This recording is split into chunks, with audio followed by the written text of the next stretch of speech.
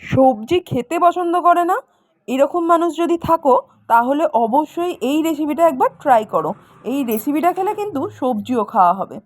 তার জন্য আমি নিয়েছি গাজর, আলু, ক্যাপসিকাম।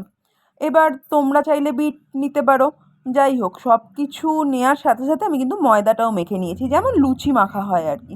আর সব রকম সবজি আমি গ্রেট করে নিয়েছি, আর তার সাথে নিয়েছি অল্প একটু পেঁয়াজ আর নুন দিয়ে আর কাঁচা লঙ্কা দিয়ে এটা ভালো করে মেখে নিতে হবে। ব্যাস, সবজি মাখা রেডি মানে পুর রেডি। এরপর পরোটা করার পালা। পরোটাটা আমি কিভাবে করেছি জানো? রুটি বেলে নিয়েছি, আগে আটার গুঁড়ো দিয়ে রুটি বেলে নিয়েছি। রুটি বেলার পর মাঝখানে পুর দিয়েছি আর উপর থেকে একটা রুটি চাপা দিয়েছি, আর তারপর জল দিয়ে চারধার মুড়ে নিয়েছি। এইভাবে পরোটাগুলো সেঁকে নেওয়ার পরে তেল দিয়ে ভালো করে ভেজে নিতে হবে। আগে ফার্স্ট চেপে চেপে ভালো করে সেঁকে নিতে হবে। সেঁকে নেওয়ার পর তেল দিয়ে ভাজা। তৈরি হয়ে গেল দুর্দান্ত স্বাদের সবজি পরোটা। আর তোমরা দুটো রুটি দিয়েও করতে পারো বা একটা রুটি দিয়েও করতে পারো। আমি কিন্তু দুরকমভাবেই করেছি। এগুলো হচ্ছে দুটো রুটি দিয়ে, আর এইগুলো হচ্ছে একটা করে রুটি দিয়ে মাঝখানে পুর দিয়ে ব্যাস সেঁকে নিয়ে ভেজে নেওয়া।